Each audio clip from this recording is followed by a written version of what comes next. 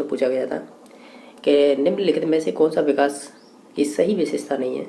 पहला ऑप्शन है विकास में परिवर्तन होता है, सही बात है। प्रारंभिक विकास है प्रवर्ती विकास से अधिक महत्वपूर्ण है, ये बात सही है। विकास पैटर्न है वो अपूर्वान्वयी है, ये अनप्रिडिक्टेबल हो कह रहा है ये, जबकि ये होता क्या है प्रिडिक्टेबल। तो हम ये कहेंगे ये कथन गलत है, ठीक है। बाकी विकास में व्यक्ति भिन्नता होती है, ये बात सही है। 1 2 4 तो सही है, वो गलत होगा 3 नंबर। इसमें पूछा है प्रेरकों के मापन हेतु अप्रत्यक्ष विधि है, ये अच्छा क्वेश्चन पूछा है। जो आपकी वाक्य पूर्ति तकनीक है ना, ये आपकी आती है प्रक्षेपी विधि में, ठीक है। और बाकी विधियाँ जैसे प्रश्नावली, साक्षात्कार, ये दोनों आएंगी आपकी सब्जेक्टिविटी में, यानी आप बोल सकते हैं व्यक्ति निष्ठता में। चेक लिस्ट आएगी, ये आएगी ऑब्जेक्टिविटी में, यानी वस्तुनिष्ठता में, ठीक है। तो समझे होंगे। नेक्स्ट, आत्म संप्रत्य के आधार पर क्या होते हैं, तो ये दोनों चीज़ें हो जाएगी, चाहे तो आपका सामाजिक रोल कोई भी हो या आपके बॉडी में हो जाए, यानी शरीर प्रतिमा, ये सभी आत्म संप्रत्य में ही आते हैं। तो ऑप्शन नंबर 3 सही हो जाएगा। इसमें से बताइएगा जुंग, ये आपके जुंग कौन थे, ये जुंग थे किसके, सिगमंड फ्राइड के शिष्य थे ना जुंग, सही है, उन्हीं के थे। अंतर्मुखी चिंतन प्रकार का व्यक्तित्व की विशेषता नहीं है। इन्होंने 2 प्रकार बताए थे, फिर ने बीच में एक अन्य प्रकार भी बता दिया था, यानी इनके 2 प्रकार थे, एक तो अंतर्मुखी एक बहिर्मुखी, लेकिन बीच में इन्होंने उभयमुखी भी शब्द जोड़ दिया था। तो ये 3 प्रकार हो गए थे बाद में, लेकिन शुरुआत में 2 प्रकार थे। तो इनमें से बताइए जो अंतर्मुखी व्यक्ति वाले होते हैं ना, इंट्रोवर्ट, उनकी विशेषता नहीं है, आत्म केंद्रित तो होते हैं, ये सही बात है, ठीक है। स्वयं के जो भी बुद्धि होती है उसी के आधार पर काम काज करते हैं, ये भी बात सही है। तत्वों के आधार पर, यानी जो बुक्स में जो सिद्धांत है उन्हीं को फॉलो करते हैं, उन्हीं तत्वों के आधार पर सिद्धांतों का साथ देने वाले होते हैं। लेकिन आशावादी होते हैं ना, तो ये आपके एक्सट्रोवर्ट होते हैं, बहिर्मुखी वाले, जो नेता लोग हो गए या अन्य उदाहरण ले सकते हैं। तो इसका ऑप्शन नंबर 2 सही हो जाएगा। ये कह रहा है 16 वर्ष की आयु तक मस्तिष्क का भार लगभग कितना होता है, तो करीब 1350 ग्राम होता है। इन दोनों को जोड़ेंगे, औसत निकालेंगे तो 1350 ग्राम के समथिंग आएगा। 1300 ग्राम आ रहा है, लेकिन फिर भी 1350 ग्राम माना जाता है एक वयस्क का, ठीक है। तो 1200 और ये 2600 1300 आएगा औसत, तो हालांकि 1350 माना जाता है, फिर भी हम इसी ऑप्शन पर जाएंगे। कौन से मनोवैज्ञानिक ने अपनी पुस्तक हेरेडिटी जीनियस में व्यक्तिगत विविधता या विभेद का वैज्ञानिक ढंग से विवेचन किया है, तो आपके थे फ्रांसिस ई गाल्टन। तो ऑप्शन नंबर इसका अच्छा सही हो जाएगा। नेक्स्ट क्वेश्चन नंबर है, इसमें से बताइए समायोजन का प्रत्यक्ष तरीका कौन सा है। तो हम कहेंगे जो भी आपकी जो प्रत्याहार या आज्ञा करता है, इसे बोल रहे हैं, चाहे तो आप विड्रॉ करिए या सब में से नेस कीजिए। तो ऑप्शन नंबर 3 हो जाएगा। बाकी दमन, प्रतिगमन, युक्तिकरण, ये आपकी डिफेंस मैकेनिज्म होती हैं, ये अप्रत्यक्ष मानी जाएंगी, ठीक है। प्रत्यक्ष हो गई ये वाली, प्रत्याहार वो आज्ञा करता है। क्वेश्चन नंबर नेक्स्ट है 8वां, इसमें बताइए कौन सी उन्मुक्तता कोलबर्ग के द्वारा दिए गए नैतिक विकास सिद्धांत के अनुसार या कि उत्तर रूढ़िवाद यानी पोस्ट कन्वेंशनल के अंतर्गत आती है, वो बताइएगा। तो देखिएगा क्या चीज़ आती है, हमें विशेषता बतानी है आपकी। तो आपको पता है 3 लेवल 6 स्टेज है, तो इनमें से बताइएगा जो आपकी पोस्ट कन्वेंशनल है उसकी जो 2 विशेषता होती है, 5 नंबर की और 6 नंबर की। हालांकि 2 होती है, लेकिन 5 नंबर की 6 की होती है। तो लास्ट की तो होती है एथिकल वाली, और जो 5 नंबर की होती है ना, इसे बोलते हैं सोशल कॉन्ट्रैक्ट, सामाजिक समझौते की अवस्था। तो इसमें से ऑप्शन नंबर 2 सही हो जाएगा। सामाजिक अनुबंधन का मतलब सोशल कॉन्ट्रैक्ट।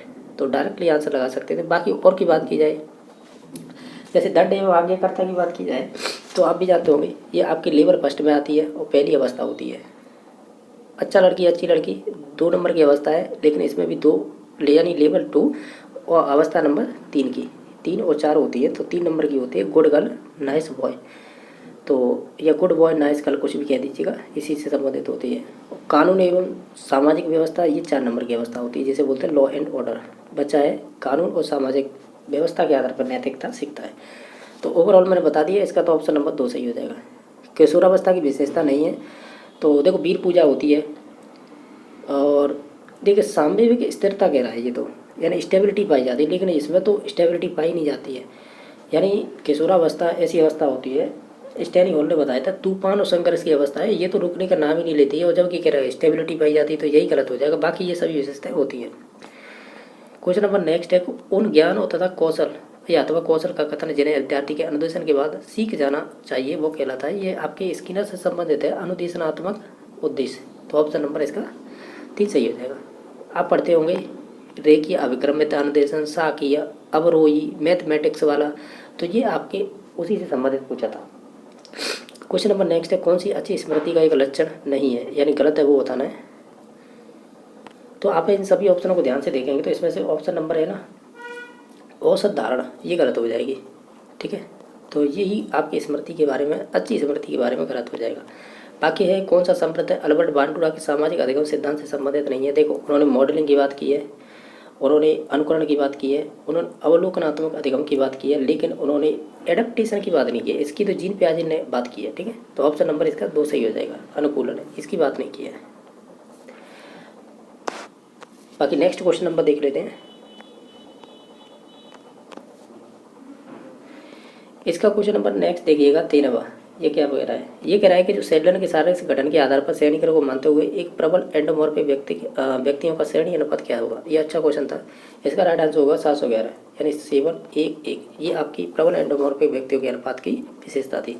ठीक है, और भी थी, जैसे कि आपकी मीजोमॉर्फिक और एक्टोमॉर्फिक, उनकी भी याद रखनी होगी। ठीक है, मुझे याद नहीं है, जो मुझे तो ये वाली याद है। ठीक है, और ये 3 भागों में बांटे थे, एक्टोमॉर्फिक, मीजोमॉर्फिक, एक्टोमॉर्फिक। एक्टो में बात है दुबले पतले, मतलब लकड़ी जैसे होते हैं, लंबे वगैरह वो। और आपके मैंने गलत बता दी, 1 सेकंड, माफ़ी चाहूँगा। पहला आता है एंडो आता है, फिर दूसरा आता है मीजो, और चौथा आता है एक्टो। ठीक है, एंडोमॉर्फिक होते हैं, ये होते हैं सुडोलकाय और एथलेटिक। ठीक है, यानी सॉरी, ये क्या हो रहा है, गलती बहुत हो रही है, गोलाकार, सुडोलकाय ये होते हैं, ये ध्यान रखें। मीजो में ये होती है, जैसे कि आपके एथलेटिक वाले हो गए। ठीक है, वो। और बाकी एक्टो में आते हैं दुबले पतले लकड़ी जैसे होते हैं ना, लंबे वो वाले। ठीक है, ये थे। अब इनमें भी उन्होंने बताया था कि इन्हें श्रेणी क्रम मानते हुए जो प्रबल एंडोमॉर्फिक होते हैं ना, ये वाले, तो इनका ये क्या है, 7:1:1। ऐसे ही मीजो का मुझे पता नहीं है, और एक्टो का भी नहीं पता है। ठीक है, जो पता था वो बता दिया। क्वेश्चन नंबर नेक्स्ट है, एरिक्सन के अनुसार व्यक्तित्व विकास की 5वीं व्यवस्था कौन सी थी। वही थी किशोरावस्था वाली, role identity versus role confusion, पहचान बना भूमिका अपनाती। ये 5 नंबर की स्टेज थी, तो ऑप्शन नंबर 2 सही हो गया। क्लिफोर्ड के द्वारा जो प्रदत्त सृजनात्मक तत्व थे, उनमें से कौन सा नहीं था। देखो, फ्लुएंसी की बात की है, फ्लुएंसी बोलते हैं, या फ्लुएंसी, और फ्लेक्सिबिलिटी की बात की है, ओरिजिनलिटी की बात की है, लेकिन इंक्यूबेशन की बात नहीं की, ये टॉरेंस ने बात की है। ठीक है, तो ये नहीं होगा उद्भावन। नेक्स्ट देख लेते हैं, इनमें से कौन सा अधिगम के धनात्मक स्थानांतरण का प्रकार नहीं है। तो वो जो सिक्वेशनल होता है ना, ये नहीं होता है, ये प्रकार नहीं आता है इसमें। बाकी पार्श्विक हो, जिसे लेटरल ट्रांसफॉर्म को बोलेंगे, क्षैतिज वाली हो, ओरिजेंटल वाली, या शून्य हो, धनात्मक हो, ये सभी की बात की है। और नकारात्मक वाली होती है ना, वो भी बात की है, लेकिन सिक्वेशनल की बात नहीं की है। यानी सिक्वेशनल का मतलब है, जैसे आपने पहले कोई जोड़ सीख लिए, फिर इसके बाद आप गुणा सीखेंगे, तो ये निश्चित तौर से सहायता करेगा। तो इस प्रकार के क्रमिक होते हैं ये। ठीक है, तो इस प्रकार का ये बात नहीं की है। नेक्स्ट है, सिकन प्राइड की प्रत मनोलैंगिक अवस्था नहीं है। तो OELPG, ये मैंने ट्रिक याद कर रखी, इससे याद रख सकते हैं। ओरल, तो ओरल है क्या, देखिए ये है, एनल है, और ये दे रखी पी मतलब पहले ये दे रखी है, तो नहीं होगी, वो होगी एनाटॉमी, ऑटोनॉमी स्टेज नहीं होगी, यानी 2 नंबर की अवस्था है ना, वो नहीं संबंधित होगी। नेक्स्ट है, किसने कहा है कि मनोविज्ञान जीवित जीव जंतुओं के बर्ताव का एक धनात्मक विज्ञान है। तो ये संबंधित हो जाएगा आपके कह सकते हैं, जो मैकडूगल थे ना, सर विलियम मैकडूगल, जिन्होंने 14 प्रकार की मूल प्रवृत्तियाँ बताई थी, तो जन्मजात होती हैं। प्रत्येक मूल प्रवृत्ति किसी न किसी संवेग से संबंधित होती है, इस प्रकार बताया था। नेक्स्ट है, शिक्षा मनोविज्ञान में अध्ययन की मनोभौतिकी विधि नहीं है। इनमें से आप इन सभी ऑप्शनों को देखेंगे तो वो हो जाएगी व्यक्तिगत अभिवृत्ति में परिमार्जन करना, ये नहीं होगी। ठीक है, बाकी सभी हो जाएंगे। नेक्स्ट क्वेश्चन नंबर 20 है, इसमें पूछेगा पूर्व ज्ञान के रूपांतरण, संगठन एवं पुनर्संगठन के द्वारा ज्ञान की रचना की जाती है, पर यह निम्नलिखित में से किस दृष्टिकोण की सर्वोत्तम व्याख्या की है। ये बात की है जीन पियाजे ने, जिसे स्कीमा नाम दिया था। इसमें भी अकोमोडेशन और आपकी एसिमिलेशन शब्दों का उपयोग किया था, तो ये ऑप्शन नंबर 1 सही हो जाएगा। नेक्स्ट है, पियाजे की संज्ञानात्मक विकास सिद्धांत स्वयं ज्ञान का आधारभूत निर्माण खंड है, वो स्कीमा ही हो जाएगा। ठीक है, वो इसी की बात करते हैं। ये नॉलेज ऑफ पैकेट होती है। ठीक है, यानी ज्ञान का एक तरह से संग्रह होता है। नेक्स्ट है कि ये अंग्रेजी की एक अंग्रेजी के अध्यापक ने अपने विद्यार्थियों को पढ़ाते समय कैट का बहुवचन कैट्स बता दिया, हाउस का बहुवचन हाउसेज बता दिया, पेन का बहुवचन भी पेन्स बता दिया। उसी क्रम में विद्यार्थी ने माउस का बहुवचन गलती से माउसेज बना दिया है, तो यह किस प्रकार के अधिगम का स्थानांतरण है। तो ये नेगेटिव हो जाएगा। ये नेगेटिव मतलब ऋणात्मक, क्यों गलत बता रहे हो। हर जगह ये कॉन्सेप्ट नहीं लगेगा कि जिन वर्ण के पीछे एस लग जाए तो वो बहुवचन हो जाए। कुछ ऐसे भी वर्ण होंगे जिनमें एस नहीं लगेगा। ठीक है, तो वो आपको कॉन्सेप्ट समझाने होंगे। नेक्स्ट है, निम्नलिखित में से कौन सा उद्दीपन का वस्तुनिष्ठ या बाह्य निर्धारक होगा। आप इन सभी ऑप्शनों को ध्यान से देखेंगे तो इसमें से ऑप्शन नंबर 4 हो जाएगा। उद्दीपन की अवधि है, ये आपकी बाह्य निर्धारक होगी। बाकी अभिरुचि, आदत, जिज्ञासा ये आपकी इंटरनल हो जाएगी। मॉर्गन एवं मुर्रे द्वारा प्रतिपादित प्रासंगिक अंतर्बोध परीक्षण व्यक्तित्व के विकास के किस सिद्धांत से संबंधित है या किस सिद्धांत से संबंधित है? ये अच्छा क्वेश्चन है। ये TAT कहलाता है। ये मॉर्गन एवं मुर्रे ने दिया था 1935 में। इसमें 30 कार्ड हुआ करते थे, एक खाली कार्ड दिया जाता था। इसमें से 10 तो मेल, 10 फीमेल, 10 दोनों के पिक्चर, इस प्रकार ये 30 कार्ड हुआ करते थे। और ये व्यक्तित्व मापन की विधि थी। तो अब बताइएगा ये किस सिद्धांत से संबंधित थी? ये मनोविश्लेषणात्मक सिद्धांत से संबंधित थी। तो ऑप्शन नंबर इसका 4 सही हो जाएगा। गजब का क्वेश्चन पूछा है, ये हमने भी नहीं जानकारी थी इसकी। ठीक है, नेक्स्ट देख लेते हैं। और इसमें से बताइए कौन सा मध्यम बोल सकते हैं मानसिक मंदता वाले व्यक्तियों की बुद्धि लब्धि का प्रसार है। तो ये हो जाएगा आपका 36 से लेकर 50 के मध्य। ठीक है, नेक्स्ट देख लेते हैं। इनमें से बताइए कौन सा है एटलर द्वारा प्रदत्त व्यक्तित्व विकास हेतु जीवन शैली का एक प्रकार नहीं बताया उन्होंने। तो ये आपका जो आलसी टाइप वाले होते हैं ना, जिसे लेजी टाइप बोलते हैं, ये प्रकार नहीं बताया। बाकी चाहे रूलिंग हो, आपका गो गेटिंग वाले टाइप हो या एस्केप वाले, इनकी बात की है। तो नेक्स्ट देख लेते हैं कि रोडसा स्याही डब्बा परीक्षण में कितने कार्ड हुआ करते थे? वो 10 कार्ड हुआ करते थे। दिया किसने था? हरमन रोडसा ने। कब दिया था? 1921 में। कितने कार्ड? 10। जानवरों की जगह पे, सॉरी, मनुष्यों की जगह पे जानवरों का उपयोग किया गया था, जिसमें से प्रथम कार्ड हुआ करते थे वो ब्लैक एंड व्हाइट, और जो लास्ट के 5 होते थे विभिन्न रंग बोल सकते हैं, या फिर यहाँ पे लाल, भूरा, काला, इस प्रकार के थे।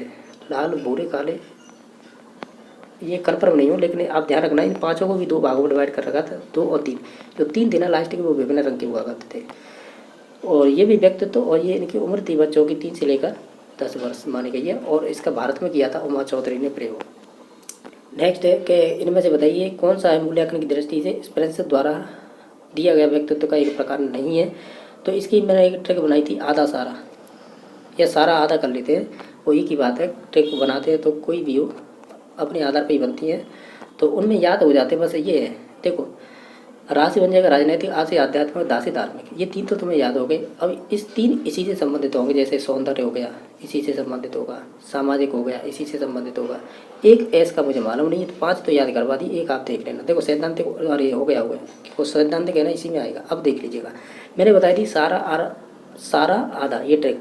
तो मैंने यहाँ से शुरुआत की थी। र से हो जाएगा राजनीतिक, आ से आध्यात्मिक, दा से धार्मिक। ठीक है, सा से मैंने 3 बताए थे, सौंदर्यात्मक, सामाजिक और आपके सैद्धांतिक, ये हो जाएंगे। ठीक है, आर्थिक भी हो जाएगा। कलात्मक का मतलब सौंदर्य से ही होता है। बाकी सोडोल्काई की बात नहीं की, सोडोल्काई की बात की सेल्डन ने, माफी चाहूँगा, सेल्डन के गुरुजी थे क्रैशमर, उन्होंने बात की है। सेल्डन ने तो 3 प्रकार बताए थे, एंडो, मीजो और एक्टो। लेकिन इसके शिष्य हुआ करते, सॉरी, इस गुरु हुआ करते थे क्रैशमर। क्रैशमर ने 4 प्रकार बताए थे। एक तो एथलेटिक था, एक एस्थेनिक था, एक पिकनिक था और एक डिस्प्लास्टिक था। ये व्यक्तित्व के वर्गीकरण होते हैं। तो इसमें से जो संबंधित है सोडोल का, ये आपके किसे क्रैशमर थे, और बाकी ये 3 स्प्रेंजर ने। और ये इन्होंने किसी के आधार पर व्यक्तित्व बांटे थे, प्रकार के आधार पर। ठीक है, ये भी ध्यान रखना, ये भी क्वेश्चन पूछा गया है। नेक्स्ट देख लेते हैं।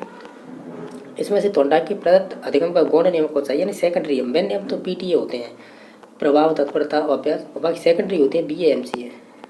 तो इसमें पूछा गया है गौण सहायक नियम कौन से देते हैं? वो तत्परता मेन नियम हो जाएगा, ये भी मेन नियम हो जाएगा, ये भी। तो यही हो जाएगा आपके मानसिक वृद्धि का नियम। तो ऑप्शन नंबर इसका 3 सही हो जाएगा। नेक्स्ट क्वेश्चन नंबर लास्ट है। इसमें से बताइए किशोरावस्था की कौन सी विशेषता नहीं है? तो हम ये कहेंगे किशोरावस्था है ना, वो वास्तविकताओं का समय होता है।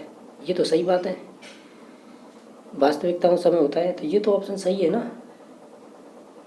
बाकी और ऑप्शन देखते हैं, जैसे किशोरावस्था है, बाल्यावस्था और जो वयस्क अवस्था के बीच की परिवर्ती अवस्था होती है। यानी ये है कि बाल्यावस्था से ये जंप करता है, किसमें? बाल्यावस्था से किशोरावस्था में, तो उसके बीच की अवस्था मानी जाएगी। नहीं नहीं नहीं,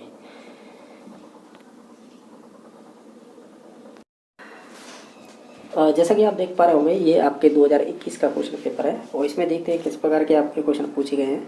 तो देख लेते हैं इसमें। जैसा कि आप देख पा रहे होंगे, इसमें पहला क्वेश्चन पूछा गया है CDP से संबंधित कि पहला है बुद्धि परीक्षण किसने दिया था? तो पहला बुद्धि परीक्षण है वो आपके अल्फ्रेड बिने और साइमन ने दिया था, दोनों ने मिलकर। नेक्स्ट है कि मनोविज्ञान की वह शाखा जो अध्ययन करती है कि लोग पूरे जीवन काल में शारीरिक, संज्ञानात्मक और सामाजिक रूप से बदलते रहते हैं। तो ये आपकी डेवलपमेंट साइकोलॉजी की बात हो रही है। तो ऑप्शन नंबर 3 सही हो जाएगा।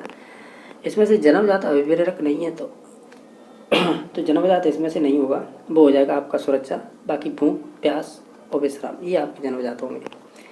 इसमें से बताइएगा कि किशोरावस्था, दबाव, तूफान, संघर्ष की अवस्था है, तो ये स्टेनी बोलने का आता है ये, ठीक है। तो नेक्स्ट देख लेते हैं। इसमें से बताइएगा कौन सा ज्ञानी द्वारा प्रदत्त अधिगम का सोपानिकी सिद्धांत का उच्चतम स्तर होता है, यानी P/ में मैंने ये ट्रिक कई बार बताई है। तो इसमें जो लास्ट स्टेप होता है ना, सेल्फ एक्चुअलाइजेशन, यही उच्चतम माना जाता है। अरे मैंने गलत बता दी, ये तो मैं उसका बता रहा था, क्या बोलते हैं आपके, ये रॉबर्ट गैनी है, इसकी तो ये ट्रिक होगी, क्या ट्रिक होगी, रॉबर्ट गैनी की होती है कि SSC वर्सेज DCRP, यही 8 स्टेप बताए थे इन्होंने। तो जो शुरुआत में होता है वो प्रारंभिक निम्नतम होता है, ये उच्चतम माना जाता है। तो ये प्रॉब्लम सॉल्विंग होता है 8वें नंबर का, तो यही होगा समस्या समाधान अधिगम, ठीक है। ये 8 स्टेप बताए थे, शुरुआत के होते हैं, ये शारीरिक होते हैं, बाकी सभी संज्ञान से संबंधित होते हैं, दिमाग से। नेक्स्ट है कि इसमें से व्यक्तित्व मापन की अपरिचित तकनीक कौन सी है, तो ये समाज विधि हो जाएगी, और समाज विधि भी आपकी ये सब उसमें आएगी ऑब्जेक्टिविटी में, ठीक है, ये ध्यान रखना है, ठीक है। तो ऑप्शन नंबर 2 सही हो जाएगा। इसमें से अच्छे मानसिक स्वास्थ्य की अचल लक्षण कौन सा नहीं है, तो हम कहेंगे जो असहनीयता है ना, इंटॉलरेंस बोलते हैं, तो ये नहीं होगी, बाकी सभी हो जाएंगे। इसमें से कौन सा संप्रदाय जीन पियाजे ने अपने संज्ञानात्मक विकास सिद्धांत में नहीं दिया था, तो देखो आपने एसिमिलेशन पढ़ा हुआ, एकोमोडेशन और इक्विलिब्रेशन, लेकिन आपने सांकेतिक नहीं पढ़ा हुआ। सांकेतिक है तो जेनर ब्रूनर की 3rd नंबर की अवस्था आती है, उसकी नाम होता है सिम्बॉलिक, तो ठीक है। क्वेश्चन नंबर नेक्स्ट है, निम्नलिखित में से कौन सा ऐसा एक चरण चरित्र के विकास के संदर्भ में जेम्स ड्रेपर के द्वारा निर्धारित नहीं किया गया है, तो वो हो जाएगा, इसमें से 4 नंबर ऑप्शन हो जाएगा पारंपरिक चरण के आरोप, इनकी बात नहीं की है, बाकी इन तीनों के पॉइंटों की बात की है। ये कह रहा है कि संज्ञानात्मक विकास सामाजिक सांस्कृतिक सिद्धांत के जनक कौन माने जाते हैं, वो लेव-वाइगोत्स्की हो जाएंगे। नेक्स्ट है कि इनमें से व्यक्तित्व मापन की प्रविधि नहीं है, तो देखो साचार्य तो है, वाक्यपूर्ति भी है और चित्र कथात्मक भी है, लेकिन जो आपका बुडवट का जो व्यक्तिगत दत्तपत्र है ना, ये नहीं होगा, तो ऑप्शन नंबर 2 सही हो जाएगा। इसमें बताइए केटल द्वारा प्रतिपादित व्यक्तित्व की गत्यात्मक यानी डायनामिक होगा ना, ये सही है। डायनामिक जो ट्राइड बताए थे तो उनमें से एक प्रकार नहीं था, देखो अभिवृत्ति बताई थी उन्हें, स्थायी भाव भी बताए थे, रूढ़िवादिता भी बताई थी, लेकिन उन्होंने तीव्र इच्छा नहीं बताई थी। अरे एक सेकंड, ठीक है, उन्होंने एक तो तीव्र इच्छा नहीं बताई, और फिर रूढ़िवादी परंपरा होती है ना, ये भी सम्मिलित हो जाएगी, तो इसका मतलब 2 और 4 हो जाएगा इसका आंसर। यानी उन्होंने एटीट्यूड बताया था, और जो आपकी सेंटीमेंट होते हैं आपके मनोभाव, वो भी बताए थे, लेकिन उन्होंने तीव्र इच्छा और रूढ़िवादिता ये तो उन्होंने बताए थे। नेक्स्ट क्वेश्चन नंबर देख लेते हैं, किस आयु वर्ग के बालक हैं वो आपके, किस आयु वर्ग के लिए बालक प्रसंग बोध परीक्षण जिसे CAT कहते हैं, वो कब लागू किया गया था, यानी किस वर्ष के बच्चों के लिए आयु वर्ग के लिए लागू होता है, तो वो 3 से 10 वर्ष के लिए होता है, ठीक है। अब इसमें से बताइएगा कौन सा किशोरावस्था की विशेषता नहीं है। आप इन सभी ऑप्शनों को ध्यान से देखेंगे तो वो पहला ही ऑप्शन हो जाएगा कि ये कह रहा था कि मांसपेशियों का भार है, कुल भार का करीबन 20% होता है, तो ये कहना गलत है, बाकी ये सभी सही है। दिमाग अपने देखने की प्रवृत्ति होती है, शब्दकोश बढ़ जाता है, मानसिक योग्यता चरम सीमा पर होती है या पहुंच जाती है, ये तीनों कथन सही है। जो 1 नंबर ऑप्शन है वो गलत हो जाएगा। नेक्स्ट क्वेश्चन नंबर 1 है, इनमें से बताइए कि मोटिवेशन के बारे में कौन सा गलत है। आप इन सभी ऑप्शनों को ध्यान से देखेंगे तो हम ये कहेंगे कि जो मोटिवेशन व्यवहार होता है ना, वो आपकी प्रकृति को कठोर नहीं करता है, सरल बनाता है, तो ऑप्शन नंबर 3 गलत हो जाएगा। इसमें से विनय बुद्धि उपलब्धि के स्केल के अनुसार न्यून मानसिक योग्यता वाले जो भी बच्चे होते हैं या मंदता वाले, तो उनकी सीमा कितनी होती है, इसमें कोई पर्टिकुलर एक डाटा नहीं दे रखा है, इस वजह से डिलीट किया गया था। खेल के प्रत्याशित सिद्धांत के प्रतिपादक कौन है, तो कॉल ब्रुस हो जाएंगे, कॉल ब्रुस बोलते हैं इसे, तो ऑप्शन नंबर 1 सही हो जाएगा। नेक्स्ट क्वेश्चन नंबर है, इनमें से गलत बताइए जिनकी आदत के बारे में गलत बताना है, जो आदत की विशेषता होती है उसके बारे में कौन सा कथन गलत है आपको वो बताना है। आप इन सभी ऑप्शनों को ध्यान से देखेंगे तो ऑप्शन नंबर 2 सही हो जाएगा। ये वंशानुक्रम नहीं होती है आदत, ये हम वातावरण से सीखते हैं, वातावरण से आदतें लगती है तो उस हिसाब से ये अर्जित होती है, ना कि ये वंशानुक्रम, तो ऑप्शन नंबर 2 सही हो जाएगा। इनमें से कौन सा सिद्धांत अधिगम के अंतरण सिद्धांतों से संबंधित नहीं है, तो ये कहीं ना कहीं आपके संबंधित हो जाएगा। रटन स्मृति का सिद्धांत है ना, ये नहीं संबंध होगा, बाकी चाहे मानसिक अनुशासन हो, समान अवयवों का सिद्धांत हो या सामान्यीकरण का, ये सभी संबंधित होंगे, ऑप्शन नंबर 2 संबंधित नहीं होगा। क्वेश्चन नंबर आपका नेक्स्ट है, इसमें पूछा गया था कि थॉर्नडाइक के संबंधवाद सिद्धांत का अन्य नाम नहीं है इनमें से, वो बताना है। तो देखो उद्दीपन अनुक्रिया बोलते हैं इसे, और अधिगम का बंध सिद्धांत भी बोलते हैं, प्रयास एवं त्रुटि का बोलते हैं, लेकिन अनुबंधित अनुक्रिया का सिद्धांत है ये तो आपका C.R. पावलर से संबंधित है, क्लासिकल कंडीशन, ठीक है, तो ऑप्शन नंबर इसका 3 सही हो जाएगा। नेक्स्ट क्वेश्चन नंबर है, कौन सा आधुनिक मनोविज्ञान का व्यवहारिक दृष्टिकोण है, तो आप इन सभी ऑप्शनों को ध्यान से देखेंगे तो ऑप्शन नंबर हो जाएगा एक खुले व्यवहार पर ध्यान केंद्रित करना, ये आपका दृष्टिकोण हो जाएगा। नेक्स्ट क्वेश्चन नंबर है 22वां, इनमें बताना है कि कौन सा एक मूल प्रवृत्तियों की विशेषता के संदर्भ में गलत है। आप इन सभी ऑप्शनों को ध्यान से देखेंगे तो मूल प्रवृत्तियाँ अल्पकालिक होती है, ये कहना गलत होगा। बाकी सभी जन्मजात होती हैं, बहुत शक्तिशाली होती हैं और मनो शारीरिक स्वभाव वाली होती है। विचार, निर्णय लेने, भाषा, अन्य उच्च मानसिक क्रियाओं में जुड़ी मानसिक गतिविधि को क्या कहते हैं, तो उसे हम संज्ञान कहेंगे, यानी कॉग्निशन। तो ऑप्शन नंबर 2 सही। नेक्स्ट क्वेश्चन नंबर है जो पूछा गया है, इसमें से बताइएगा कौन सा कथन असत्य है। अधिगम एक प्रक्रिया, उत्पाद नहीं है, ये बात सही है। अधिगम प्रक्रिया सदैव उद्देश्यपूर्ण होती है, यानी उद्देश्यपूर्ण, ये भी बात सही है। अधिगम क्षेत्र व्यापक होता है, ये बात सही। तो फिर 4 नंबर गलत हो जाएगा ऑटोमेटिक, क्योंकि 3 तो सही थे, हमें गलत बताना तो 4 नंबर होगा। मूल प्रवृत्तियाँ एवं प्रतिक्षेप क्रियाओं के द्वारा होने वाले व्यवहार के परिवर्तन भी अधिगम माने जाएंगे, ये गलत है। ये मूल प्रवृत्तियाँ जन्मजात होती हैं और जब ये अधिगम होता है वातावरण के अंतर्गत इंटरेक्ट से, तो इस वजह से गलत हो जाएगा। जे.पी. क्लिफोर्ड के द्वारा प्रदत्त बुद्धि के त्रिविमीय प्रारूप के घटक विषय वस्तु का एक प्रकार नहीं है। तो जे.पी. क्लिफोर्ड ने ये आपका जो सिद्धांत दिया था 3D मॉडल 3 डायमेंशनल थ्योरी दी थी, इसमें 3 आयाम बताए थे, OCP।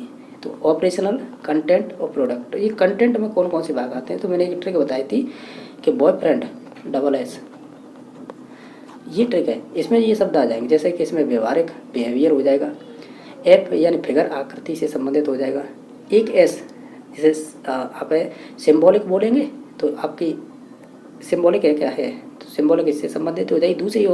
दूसरी S होती है सेमेंटिक्स, शायद सेमेंटिक्स ही होती है, लेकिन सेमेंटिक्स इसमें ऑप्शन में है नहीं, इसमें दे रखा है सिस्टम। और सिस्टम आती है, ये आपकी आती है प्रणाली में, जो आपकी प्रणाली होती है ना, प्रणाली बोलते हैं सिस्टम को, तो ये आपकी आती है प्रोडक्ट, यानी उत्पादन में आती है।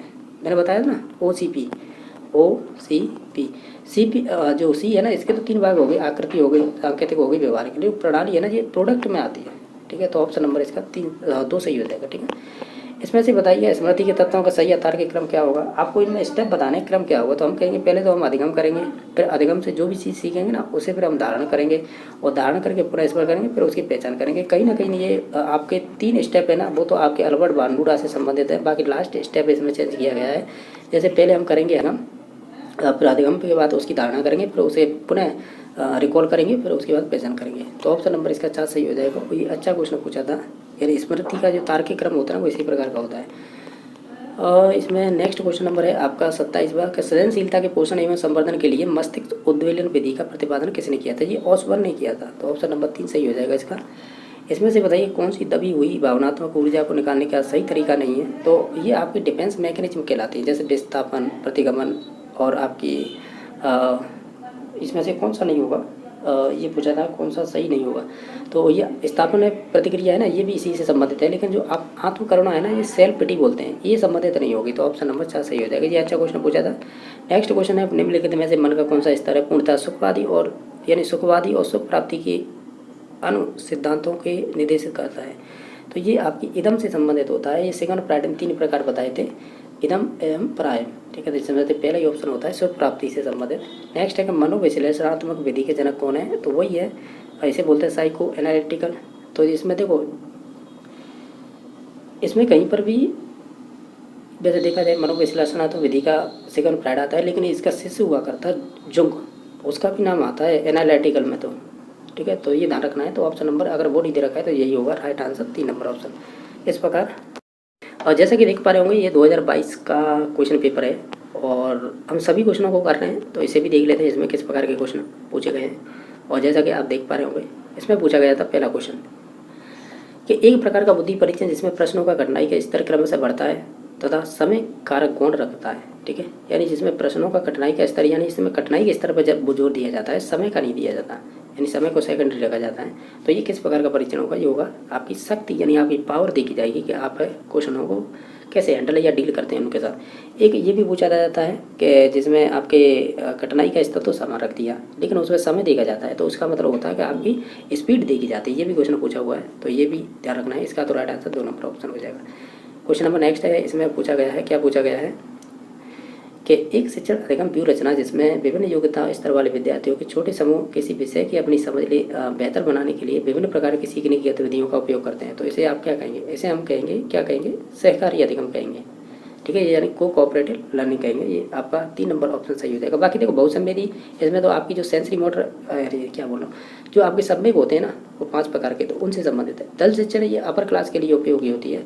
बाकी अभिक्रमित अनुदेशन ये रट्टा मारने वाली चीज़ है और इससे कोई लेना देना नहीं है, इसमें कोई समूह ही नहीं बनाए जाते। इसमें तो ये भी प्रोग्राम लर्निंग होती है, तो इसमें तो केवल एक बच्चे पे ही ध्यान दिया जाता है, या हो सकता है एक से अधिक पर दिया जाए, लेकिन इसमें प्रोग्राम यानी फिक्स होती है चीज़ें, तो ये तो हो ही नहीं सकता, यानी इसमें क्रिएटिविटी नहीं आ सकती। बाकी ये 3 नंबर ऑप्शन सही हो जाएगा, जो हमें को कोऑपरेटिव लर्निंग के बारे में पता था ऐसा। स्प्रेंगर के व्यक्तित्व वर्गीकरण के आकलन के लिए कौन सा उपागम संबंधित है? तो ये प्रकार उपागम के आधार पर इन्होंने 6 प्रकार बताए थे। 6 प्रकार कौन से थे? मैंने इसकी शायद ट्रिक बताई है, मैंने इसकी ट्रिक बताई थी, आधा सारा, आधा और सारा। अब मैंने ये देखो बताऊँ, आ से आध्यात्मिक, द से धार्मिक, रा से राजनीतिक, स से 3 होते हैं, सौंदर्य इसे ही कलात्मक कहेंगे, एक हो गया, दूसरा सामाजिक और तीसरा सैद्धांतिक। ये 6 प्रकार बताए थे, तो ये ध्यान रखना है। नेक्स्ट, निम्नलिखित में से कौन से अच्छे मानसिक स्वास्थ्य का एक लक्षण नहीं है? आप इन सभी ऑप्शनों को ध्यान से देखेंगे तो इसमें से जो काल्पनिक दुनिया में रहना ये गलत हो जाएगा।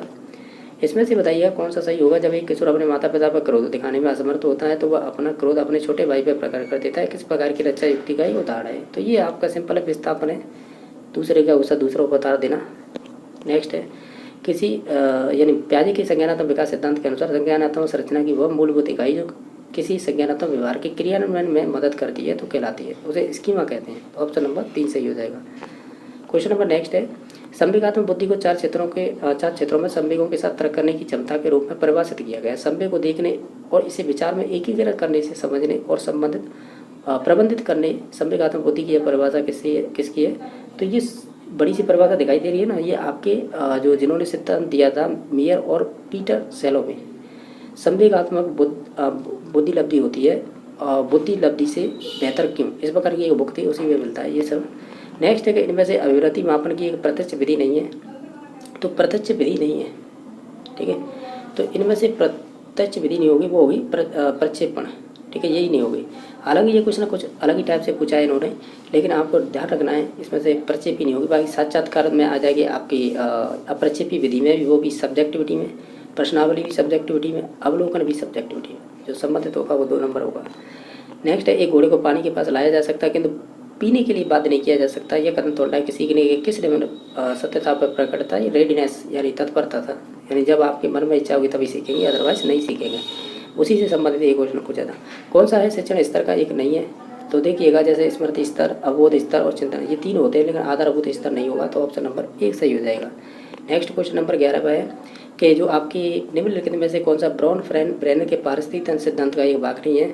तो उन्होंने 5 स्टेप बताए थे, माइक्रो, मीजो, एक्जो और मैक्रो, क्रोनो, ये 5 स्टेप होते हैं। इसमें देख लीजिए, माइक्रो है, मैक्रो है और मीजो है, या मैसो बोल सकते हैं, लेकिन माइनर है ना, ये नहीं होता है, तो ऑप्शन नंबर 3 सही हो जाएगा। इसमें से आप बताइए कौन सी है संवेग से मूल प्रवृत्ति संबंधित नहीं है, इस प्रकार दे रखा है, तो हम ये कहेंगे, आप इन सभी ऑप्शनों को ध्यान से देखेंगे तो पहली है ना, क्रोध है, उसकी निवृत्ति नहीं होगी, बाकी अधिकार की संग्रह हो जाएगी, आश्चर्य का जिज्ञासा, भय का पलायन, तो ऑप्शन नंबर 1 हो जाएगा गलत। किशोरों का मानसिक किशोरों का शारीरिक विकास हेतु कौन सा तरीका सर्वाधिक उपयुक्त रहेगा? हम ये कहेंगे सामूहिक गतिविधियों का आयोजन करवाएंगे, ये सबसे बेस्ट रहेगा, तो 3 नंबर ऑप्शन हो जाएगा। क्वेश्चन नंबर 14वां है कि अब्राहम मैस्लो की आवश्यकता पदानुक्रम सिद्धांत के अनुसार सम्मान की अवस्था है, किस प्रकार की अवस्था है? ये सामाजिक हो जाएगी, ऑप्शन नंबर 2 सही हो जाएगा। ये मैं ट्रैक बता था पीसलेस, तो जो आपकी ई वाली है ना, एस्टीम, यही सम्मान की अवस्था होती है, तो ये आपके समाज से ही हम लेते हैं इन चीज़ों को, सम्मान वगैरह समाज में चाहिए। नेक्स्ट है आपका नेक्स्ट क्वेश्चन नंबर कि इनमें से कौन सा कार्य है जो बाकर मेहदी सृजनात्मक परीक्षण से संबंधित नहीं था? तो वो संबंधित हो जाएगा आपका पूछो और अनुमान लगाने वाले संबंधित कार्य, ठीक है, बाकी ये संबंधित थे बाकर मेहदी के सृजनात्मक परीक्षण से, जो 4 नंबर था वो नहीं होगा संबंधित। क्वेश्चन नंबर नेक्स्ट है, इसमें से कौन सा व्यक्ति विभिन्नता के संदर्भ में सही नहीं है? आप इन सभी ऑप्शनों को देखेंगे तो हम कहेंगे व्यक्ति विभिन्नता विकास के विभिन्न आयाम को प्रभावित करती है, तो ये बात तो सही है, ठीक है, तो ये मतलब नहीं होगी, ठीक है। बाकी 4 नंबर ऑप्शन की बात की थी ना, तो वो होगा व्यक्ति भिन्नता केवल आनुवंशिकता के कारण उत्पन्न होती है, ऐसा कहना गलत है, क्योंकि वातावरण का भी प्रभाव रहता है इसमें, इस वजह से ये वाला ऑप्शन गलत होगा, ठीक है। नेक्स्ट देख लेते हैं, इसमें से व्यक्तित्व अध्ययन की सील गुण विधि के जनक कौन माने जाते हैं? तो ऑलपोर्ट माने जाएंगे, क्योंकि इन्होंने शुरुआत की थी, तो ऑप्शन नंबर 1 सही हो जाएगा। नेक्स्ट क्वेश्चन नंबर है, इसमें से बताइएगा संप्रेषण कौशल के निम्नलिखित में से कौन सा सूचना प्राप्त करने का सही तरीका है? आप ये कहेंगे कि सुनना और पढ़ना, यानी सुनना और पढ़ना ये सबसे बेस्ट रहेगा, तो ऑप्शन नंबर 3 सही हो जाएगा। इसमें से बताइएगा कौन सा त्रितंत्रीय सिद्धांत के अनुसार निम्नलिखित में से कौन सा बुद्धि का एक प्रकार नहीं है। तो ये त्रितंत्रीय है, रॉबर्ट स्टर्नबर्ग का था। तो इसमें विश्लेषणात्मक थी, आपकी व्यवहारिक थी और सृजनात्मक, लेकिन सैद्धांतिक बुद्धि की बात नहीं की है। तो ये ऑप्शन नंबर 3 सही हो जाएगा। नेक्स्ट क्वेश्चन नंबर है, इसमें पूछा है कोलबर्ग के सिद्धांत अनुसार किस स्तर की नैतिकता, जब नैतिकता में स्व स्वीकृत सैद्धांतिक सिद्धांत सम्मिलित हो तो उसे क्या कहेंगे। उसे हम कहेंगे उत्तर रूढ़िवादी, यानी जो लास्ट स्टेज की 6 नंबर, यानी ऐसे कह सकते हैं लेवल 3 की जो 6 नंबर की स्टेज होती है ना, ये लास्ट वाली, तो ये उससे संबंधित थी स्वस्वीकृत, यानी जिसे हम बोल रहे हैं सेल्फ एक्सेप्टेड। तो ऑप्शन नंबर इसका 3 सही हो जाएगा। नेक्स्ट क्वेश्चन नंबर है, इसमें से किशोरावस्था की एक सामान्य विशेषता नहीं है। तो जैसे कि यह संधिकरण की अवस्था होती है, ट्रांजिशनल स्टेज होती है, ये बात सही है। ये अवास्तविक स्थिति की अवस्था होती है, ये बात सही है। और ये पहचान की खोज का समय होता है, ये भी बात सही है। और बाकी यौन आरंभ की दहलीज होती है, यानी थ्रेशोल्ड ऑफ प्योरिटी, ये भी बात सही है। तो इसमें से हो जाएगा कोई नहीं होगा, यानी ये सभी कथन सही हैं, गलत कोई भी नहीं है। नेक्स्ट है व्यक्तित्व आकलन हेतु प्रासंगिक अंतर्बोध परीक्षण किसके द्वारा विकसित किया गया था। तो ये किया गया था आपके मॉर्गन एवं मुर्रे के द्वारा। ऑप्शन नंबर 1 सही हो जाएगा। इसमें से एक निश्चित संख्या में प्रक्रियाओं के बाद भी अधिगम करता है वो पुनर्वलन प्रदान किया जाता है। तो ये किस प्रकार की पुनर्वलन अनुसूची होगी। तो ये संबंधित हो जाएगी आपकी निश्चित अनुपात के यानी फिक्स्ड रेशो के बारे में बात कर रहे हैं। नेक्स्ट है प्याजे के नैतिक विकास सिद्धांतों अनुसार किशोरावस्था संबंधित है। तो ये आपकी होगी स्वायत्त नैतिकता अवस्था, जिसे हम ऑटोनॉमस मॉरलिटी बोलते हैं। ऑप्शन नंबर 4 सही हो जाएगा। क्वेश्चन नंबर नेक्स्ट है, इसमें से बताइए निम्नलिखित में से कौन सा कारक अधिगम को सकारात्मक रूप से प्रभावित करता है। और आप इन सभी ऑप्शनों को ध्यान से देखेंगे तो सूचनात्मक प्रतिपुष्टि, या इसे हम कहते हैं इंफॉर्मेशनल फीडबैक। ऑप्शन नंबर 4 सही हो जाएगा। रोहित प्रशंसा पाने हेतु दूसरों की सहायता करता है, यह उदाहरण किसका है। तो ये आपकी होगा बाह्य अभिप्रेरणा से संबंधित। तो ऑप्शन नंबर 2 सही हो जाएगा। क्वेश्चन नंबर नेक्स्ट है कि अगर आपको 15 वर्ष बालक की बुद्धि लब्धि क्या है होगी, जबकि उसकी मानसिक आयु दे रखी 12 वर्ष, यानी एक 15 वर्ष का बालक है जो उसकी मानसिक आयु 12 वर्ष है, तो उसकी बुद्धि लब्धि क्या होगी। तो आप IQ बराबर रखेंगे, यानी बुद्धि लब्धि बराबर MA/CA होता है, यानी मानसिक आयु ऊपर आएगी, शारीरिक आयु नीचे आएगी, मल्टीप्लाई कर देंगे 100 से। मानसिक आयु दे रखी है 12, शारीरिक आयु दे रखी है 15 और मल्टीप्लाई कर देंगे 100 से। 5 से काटेंगे 20 बार, 5 से काटेंगे 3 बार, 3 से काटेंगे 12 को 4 बार, तो 20 का गुणा 4 से करेंगे तो 80 आएगा। तो ऑप्शन नंबर 1 सही हो जाएगा। इसमें से क्वेश्चन नंबर नेक्स्ट है कि एक शिक्षक के रूप में आप विद्यार्थियों की सृजनात्मकता का विकास करने हेतु निम्नलिखित में से कौन सा कार्य नहीं करेंगे। यानी बहस से दूर करेंगे, ये भी बात सही है। उन्हें मौलिकता को प्रोत्साहित करेंगे, ये भी बात सही है। लेकिन जो आपका अपसारी चिंतन है ना, उसका परिहार नहीं करेंगे, यानी उसे आप है क्या नहीं करेंगे, इग्नोर नहीं कर सकते। ठीक है, आप जी कह रहा है कि इग्नोर करेंगे, जबकि इग्नोर नहीं कर सकते, यही कथन है वो आपका नहीं होगा। ये कह रहा है केंद्र से परिधि की ओर, जिसे हम प्रॉक्सिमोडिस्टर कहेंगे। तो ऑप्शन नंबर 2 सही हो जाएगा। भूख और प्यास किस प्रकार के प्रेरक है, ये आपके आंतरिक यानी जो जन्मजात होते हैं उनसे